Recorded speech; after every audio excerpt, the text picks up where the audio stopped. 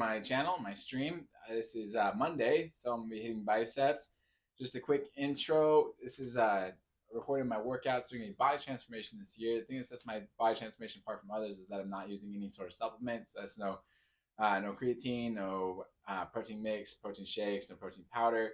Just trying to get all my nutrients from what I eat. I'm not opposed to supplements. I think if you want to take them, great. I've taken them in the past. I just wanted to see what it was like to go without it, see if it was absolutely necessary to take a bunch of supplements. So that's it. Gonna be jumping into biceps. Gonna be warming up 10 pounds, 4.53 kilogram dumbbells. Get everything working.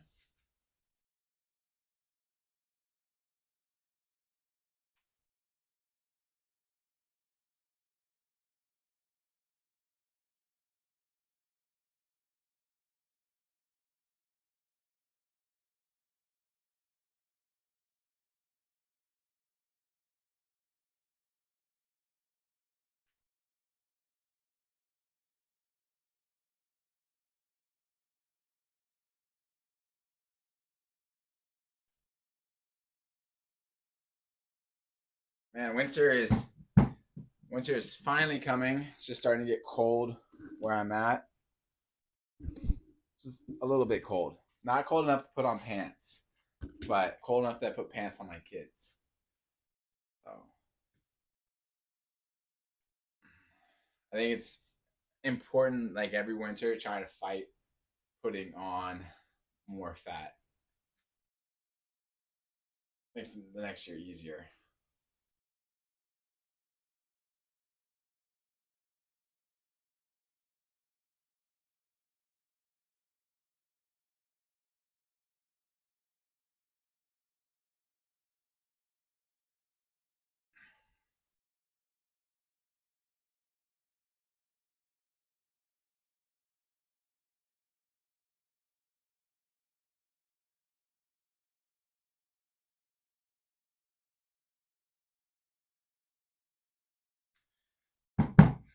There are definitely things that make it harder.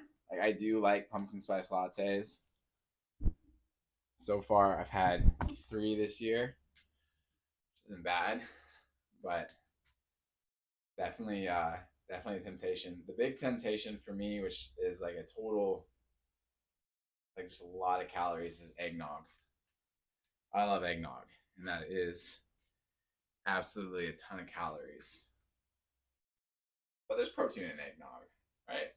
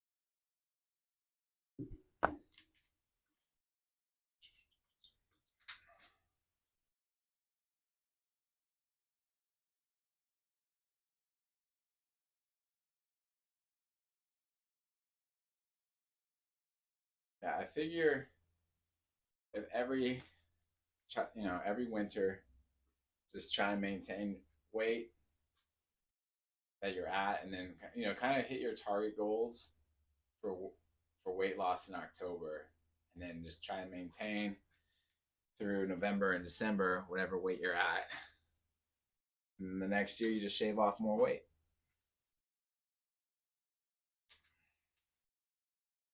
If weight loss is your goal, some people weight gain is their goal.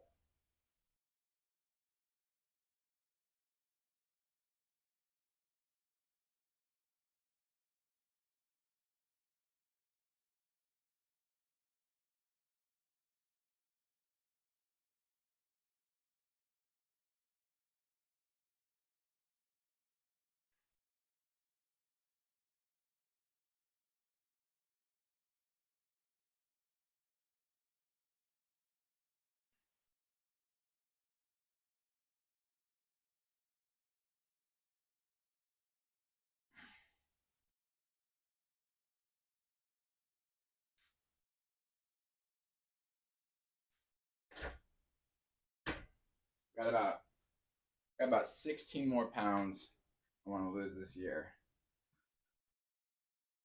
I'd like to close out the year about 184. 184 was the weight I hit 2 years ago when I was just focused on losing weight. I wasn't lifting at all. So I was like around the end of the year, I was lifting a little bit, but not really. So I'm really curious to see if I can get down to 184, the compare and contrast of the two pictures.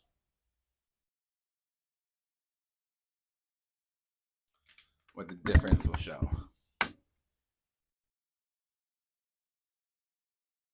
be fun.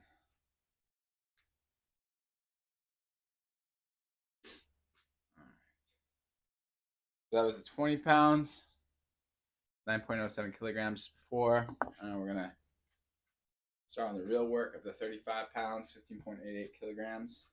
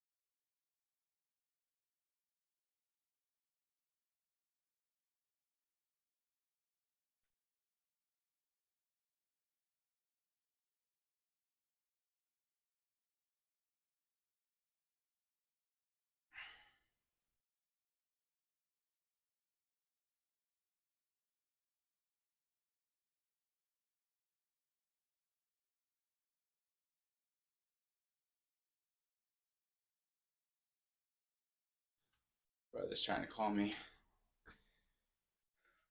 Hopefully it wasn't important. All right.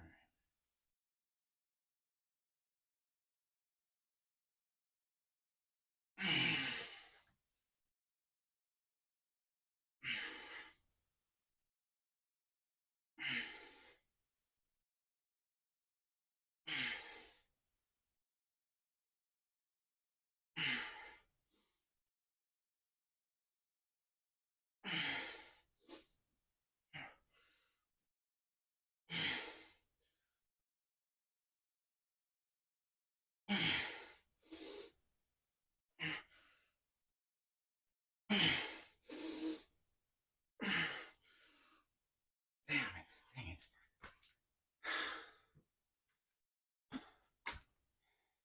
It's way below where I wanted to be.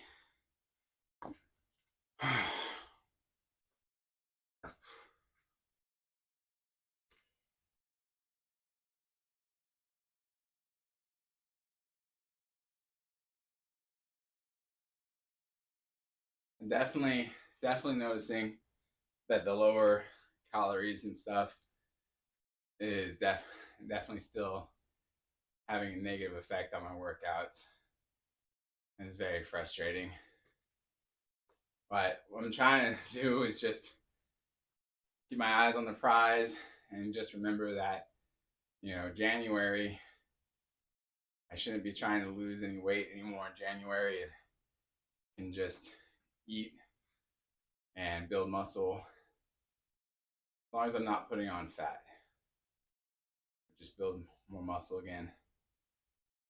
And that's what I'm focusing on. It's gonna feel nice to eat more than 1,500 calories again.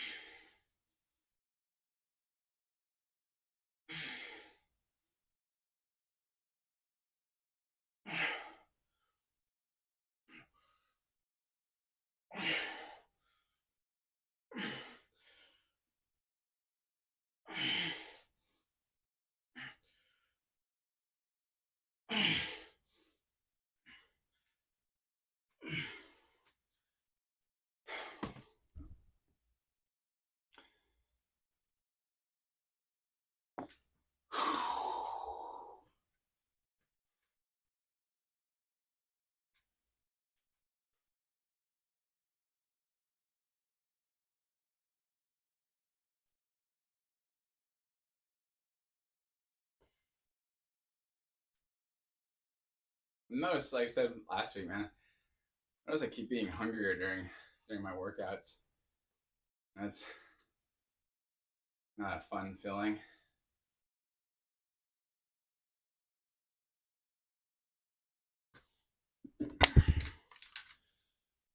But I just also keep getting hungrier in general.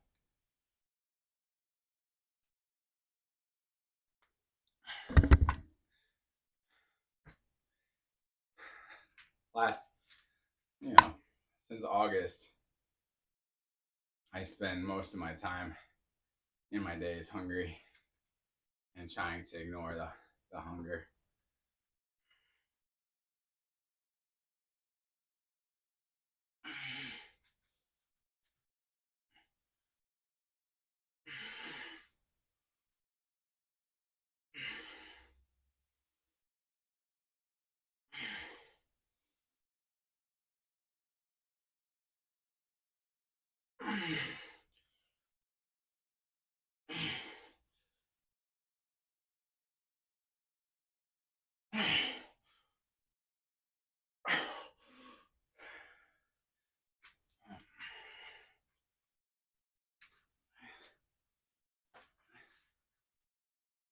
That's it for the 35s. And go on down to the 30s.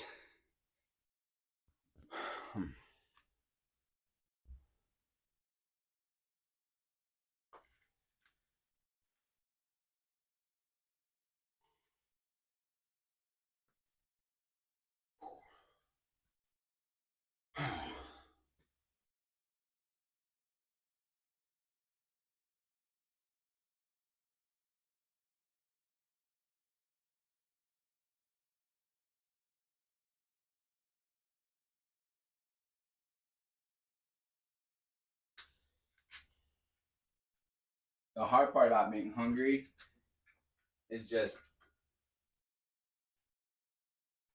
not having like a bad attitude around my kids. They don't have to pay for me being hungry.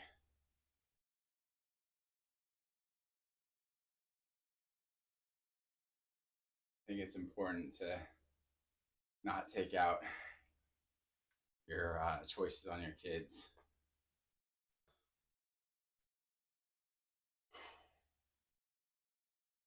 I think for me, the big thing to do is when I'm getting really hungry and irritable that's when snacks come into place, and just finding activities that my kids can do that don't involve me as much.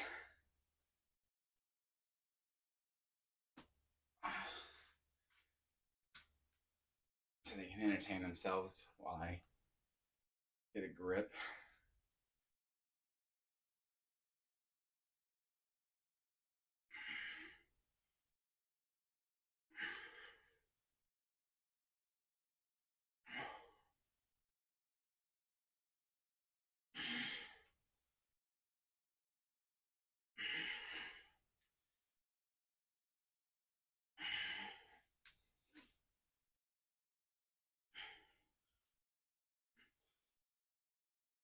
I'll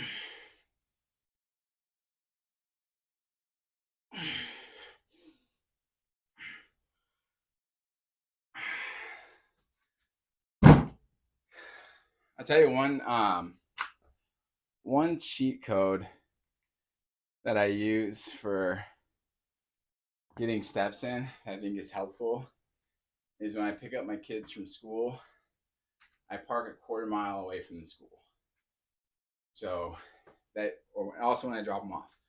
When I drop them off, park a quarter mile away, we walk / run to school, and then when I go back to the car, that's another quarter mile. So start my day off with a half-mile walk, and then when I pick them up, it's another half mile.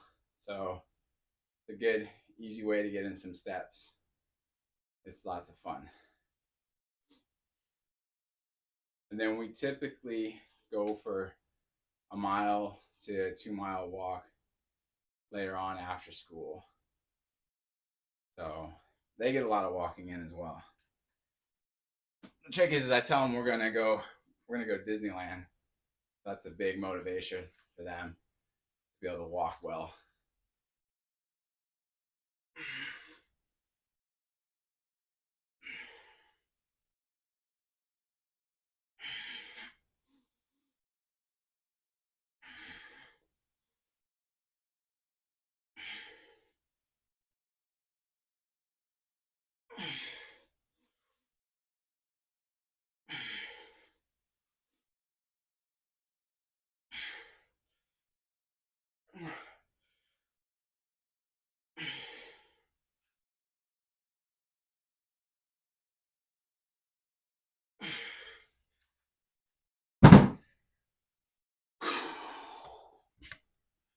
I read that on average families do about 6 to 10 miles a day in Disneyland. So use that to motivate them. And it works. They're very excited.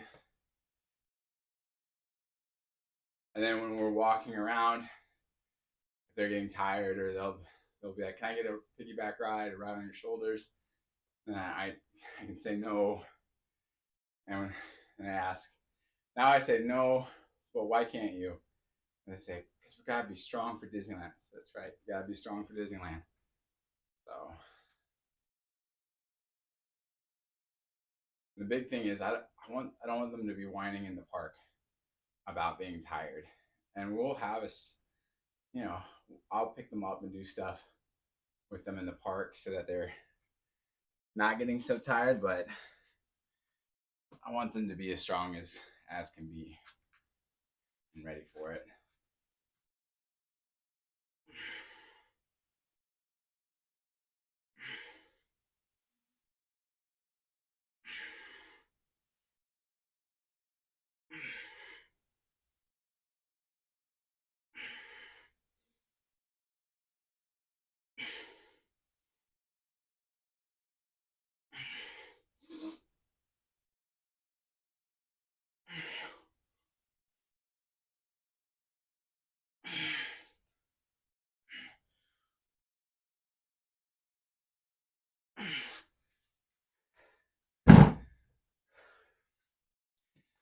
And the nice side too about that walk is my kids have a lot of energy in the morning.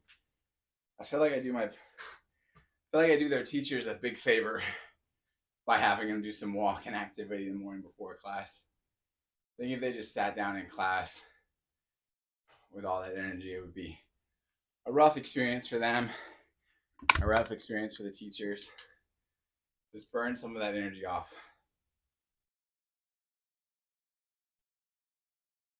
And the nice part is it also gives us, kind of a chance to talk in the morning, to have some fun. Usually we play some silly games while we're walking. So that's nice. Nice experience with the kids. And then when we're walking back, kind of gives us a chance to talk about their days. So, and a quarter mile walk is not that far for them. I mean, it takes less than 10 minutes for them to do a quarter mile. So It's a nice talk, nice decompress. I like it.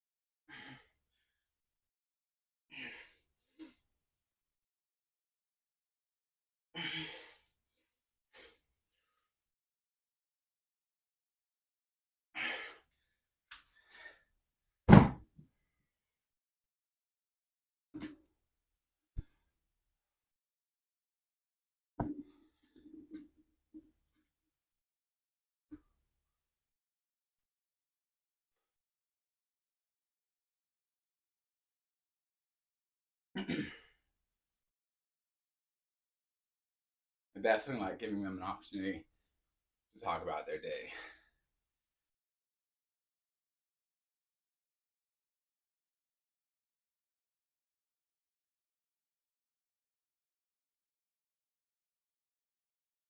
And I'll tell you, it's fun to go hiking in nature with your kids. It gives you a lot of things to talk about, a lot of different things to see. Gives you opportunity to explain things about life.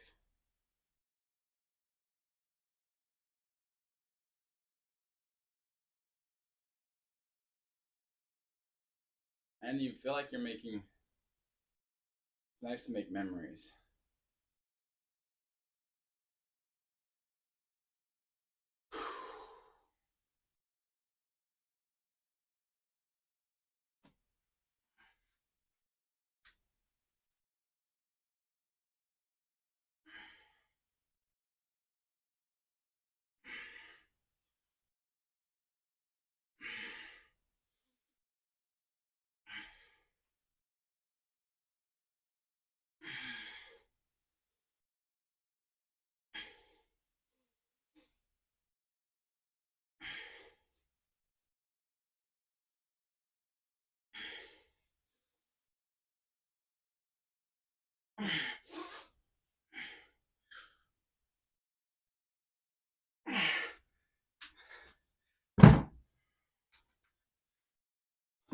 One of my kids, we do a lot of walking at night.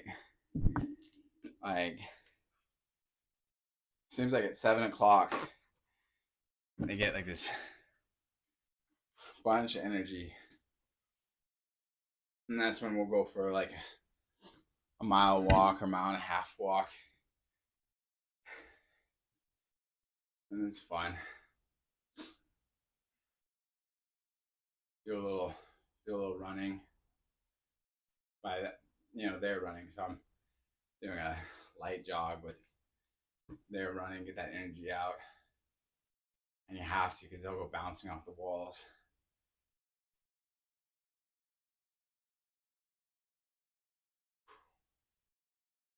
Exercise, like getting your kids to exercise and stuff can be a parent's like best friend.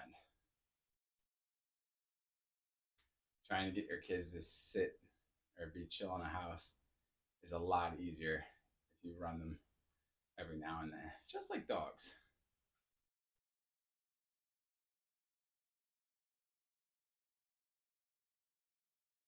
And that one, like, the more you try to control them or get them to chill out in the house when they have that level of energy, it's pretty much a guarantee they're going to do something to get in trouble.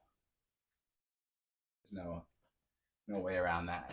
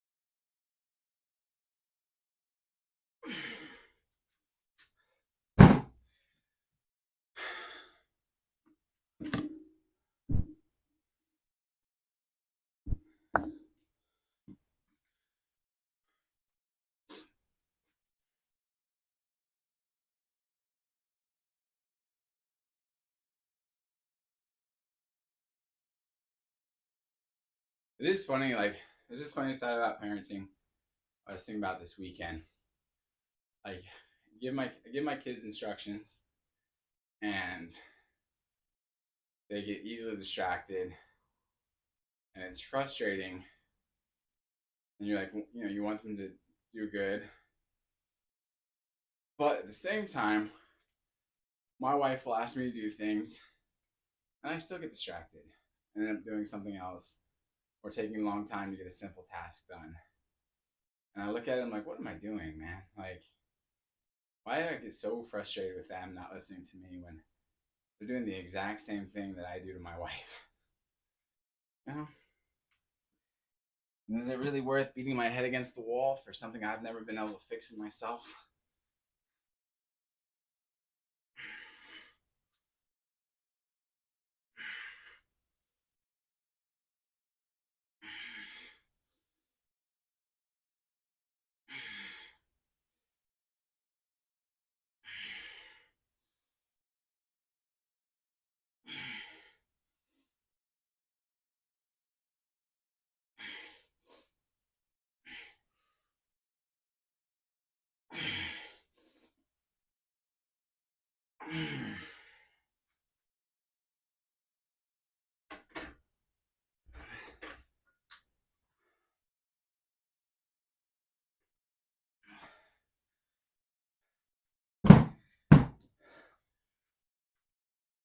So I used to work in a group home, and we always tell the kids like they have chores they have to do.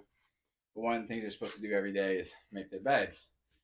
And a lot of times they don't want to make their bed, and it's a struggle. And sometimes because you know, they have emotional issues and psychological issues, they act up and break things or get into real trouble over refusing to make their beds.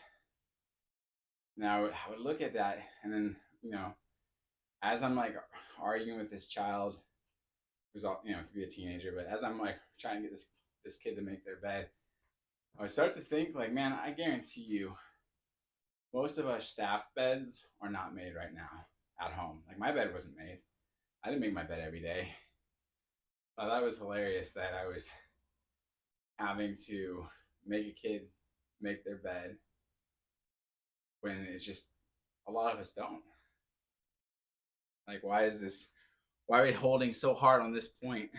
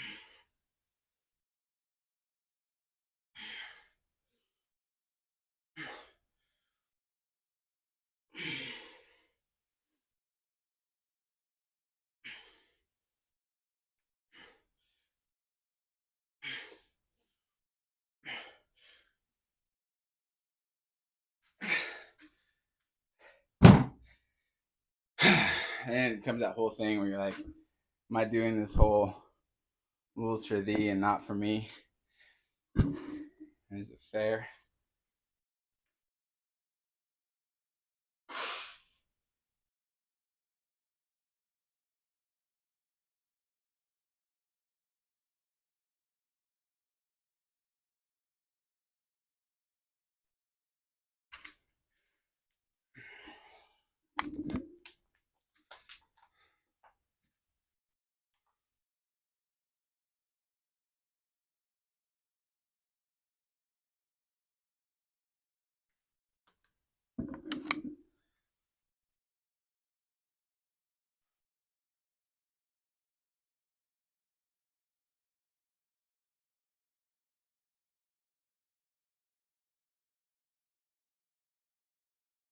I just feel like there's a bunch of like weird things about childhood, like rules and things you have to learn how to do that only apply to being a kid.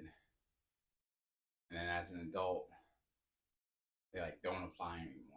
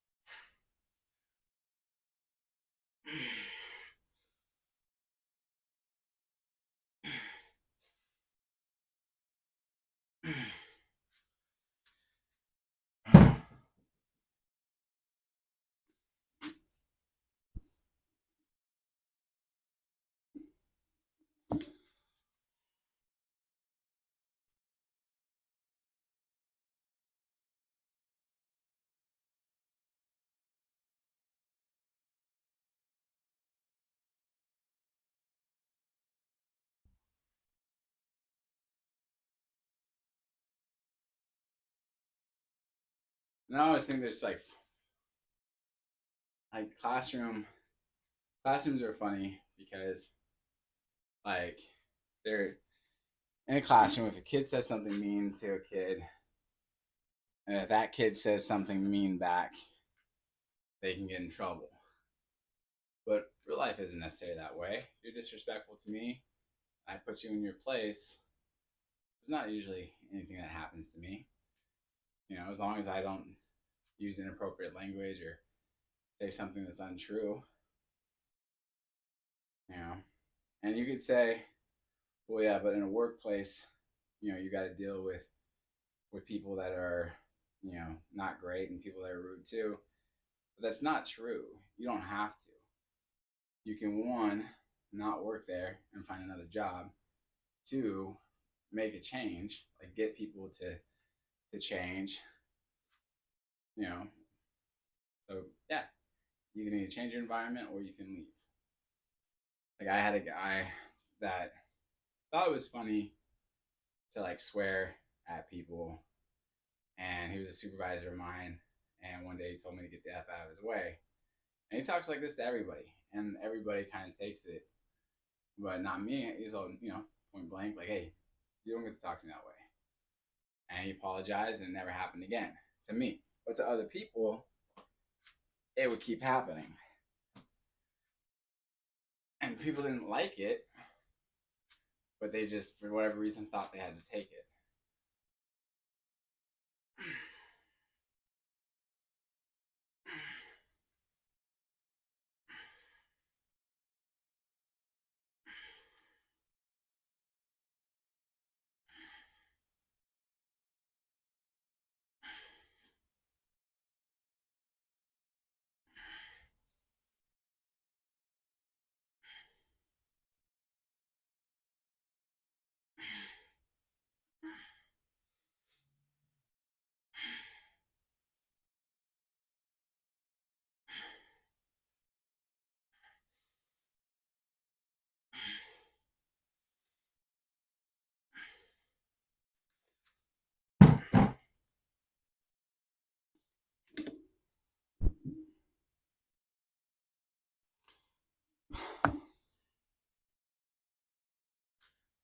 I do think in school, and this is like something I do with my kids, is really want them to be able to stand up for themselves.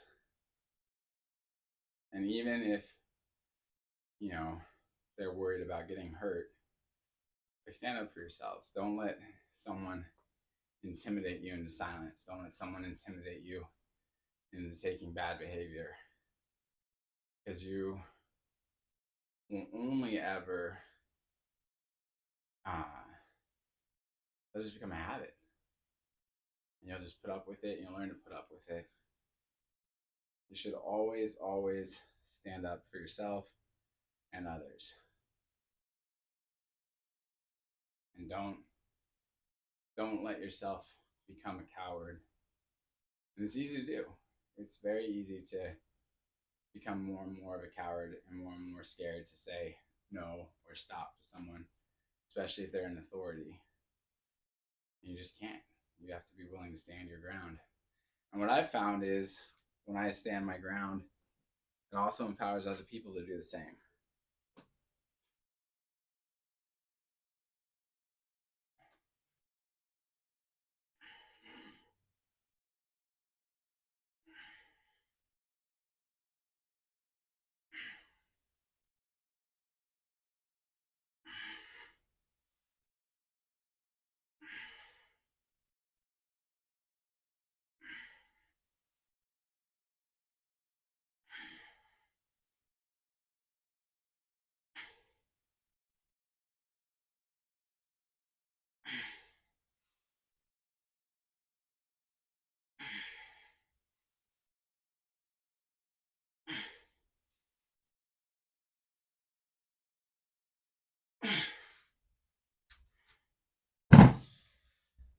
Like I live in a place where sometimes like people get loud late at night. You know, they're drinking, they're partying, they're outside. A lot of times it's like young adults or teenagers, and there's always the option of calling the police, but you don't know if the police are going to show up. And I don't like calling the police on young people without talking to them first.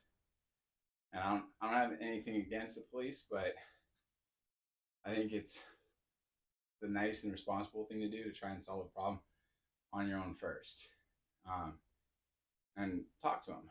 Because a lot of times, in my experience, when I've gone and had conversations with people like that, it ends good.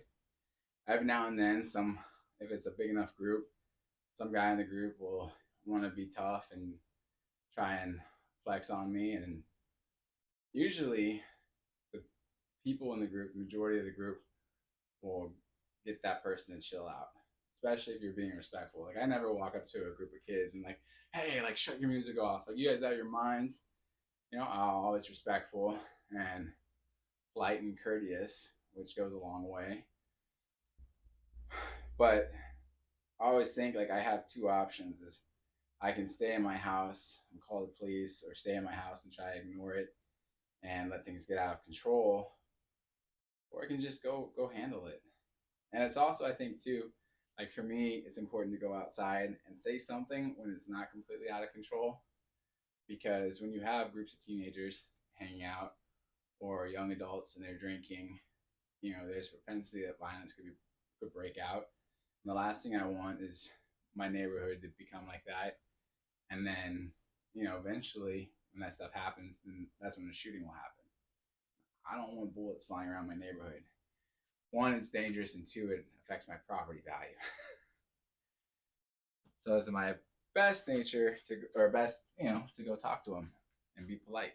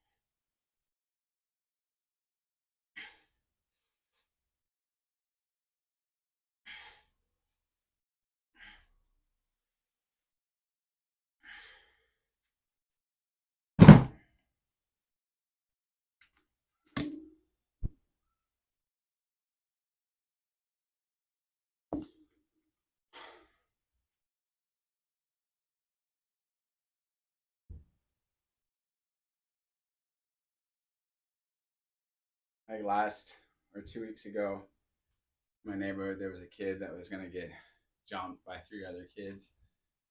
And I could easily just let it happen. There's risks to getting involved in that kind of situation. You know, they can target my house or stuff later on. But I just don't want to live in a neighborhood where kids are getting jumped by other kids. So I said something, and I talked to them and got them to back down because there were three of them. One of them tried to flex on me, and I just told him simply like, "Hey, man, like there's a big difference between me and you. Like there's one of me walking up to three of you versus three of you walking up on one of him." And his friends were fine. Like they tried to be hard for a second, but they chilled out. I think it's just important to create the kind of environment that you want to live in. And I know there's risks, but I just don't want to live afraid. And then I don't want my kids to live afraid.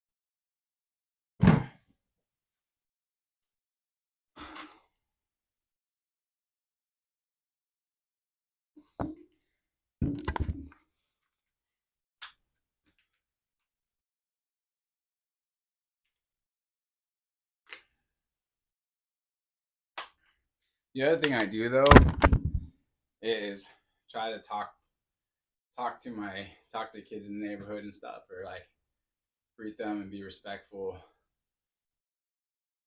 on the regular basis, so that you know, so it's not just the only time I talk to them is when I want them to stop doing something. I think that's another side too, is building up a relationship with the people around you, and especially kids. You know, that sounds right, but especially kids in your neighborhood that are at risk for kind of going the wrong way. I think it's a smart move to reach out to them and offer them a different path. And it's the easiest way to have a positive impact on your neighborhood, especially because you'll notice that there's always people trying to drag them the other way. There's some older guy that's like anywhere from 19 to 26 that wants his own little gang of high school kids and will kind of drag them down into their crap and like to look cool with high school kids and seem like a tough guy, but they're only tough when they're with children. You got to give them an option that isn't that guy.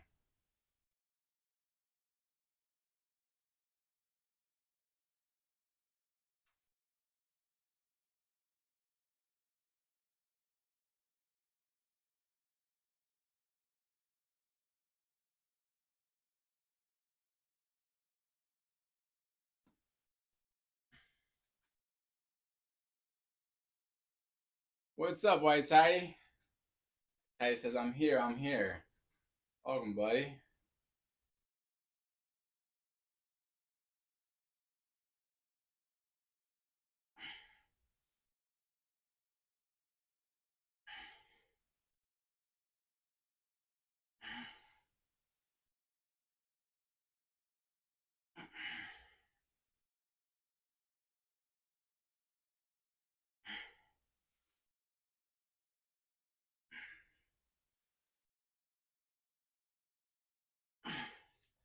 Hey, okay.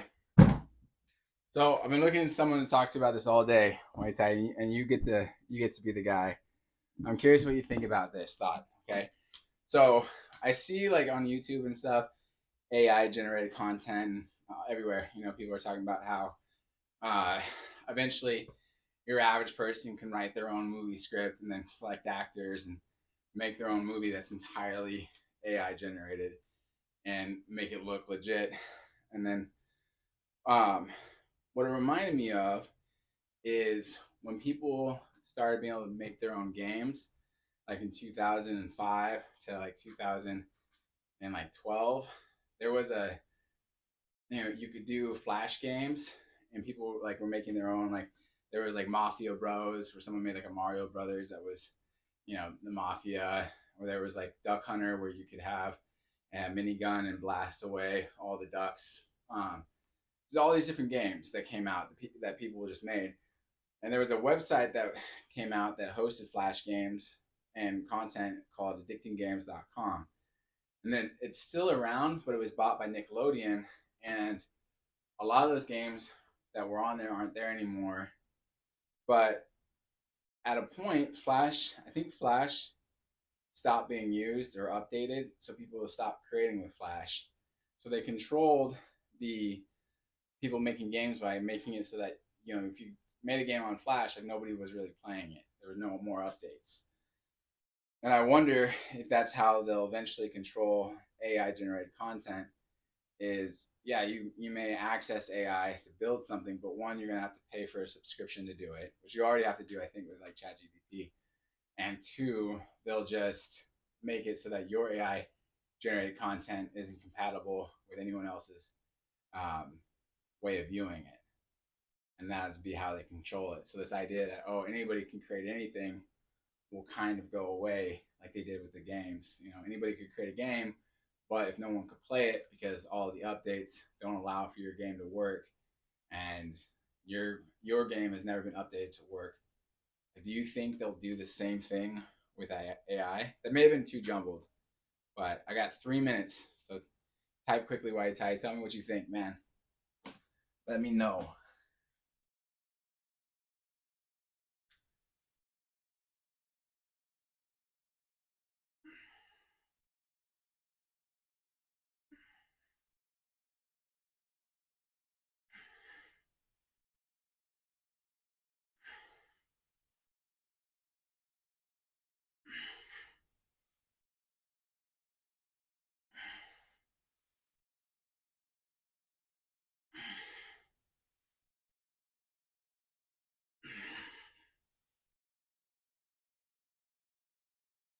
All right, that was fast. Let's see what they say.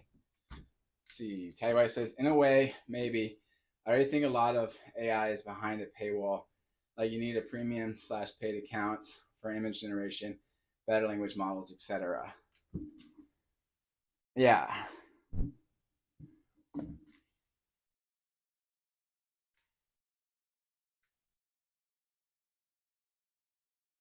Yeah. So they seems like they're already ahead of the curve then with that idea.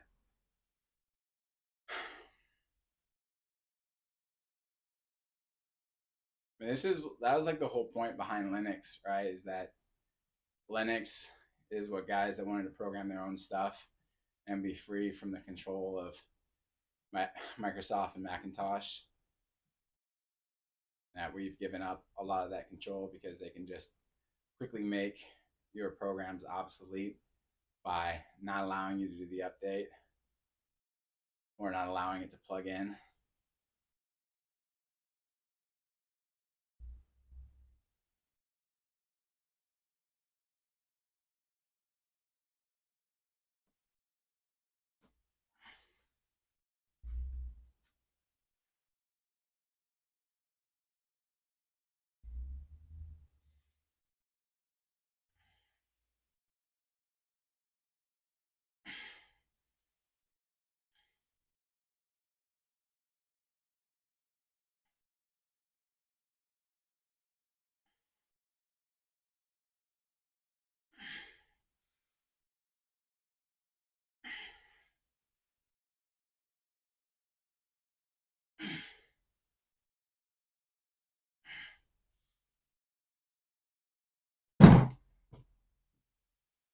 I've had this idea for a while of creating, and I'm not a computer programmer, so I lack the skills, but creating a computer, that a laptop that is built to last, 100 years. And so, like, its screen may not be have all the best pixels, and it may just be a old school like green and black screen or white and black screen, but it'll last for 100 years. And then you don't have any plugins or ports, so that none of the information on it can be corrupted, so you can't update it. But there is, like, you would look, because it's built for survival, so you would load in engineering diagrams, like how to build things. You would load in survival skills, how to find water, how to build things, like things that you would need to survive, topographical maps, you know, all sorts of information that would benefit you in surviving and rebuilding society. But it would also be something that would run off of solar power or a crank. Like, you wouldn't have to plug it in to an outlet to get power, basically, and just have it designed to run forever. I would like something like that.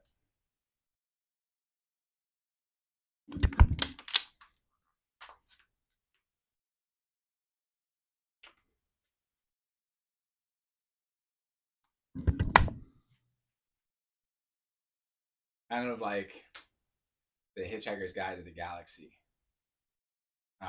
encyclopedia, if you've ever read that book or seen that movie. But sorry to tell you guys, but I am done for the day.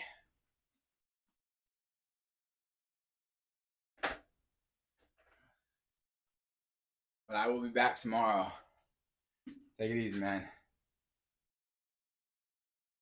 God bless you guys.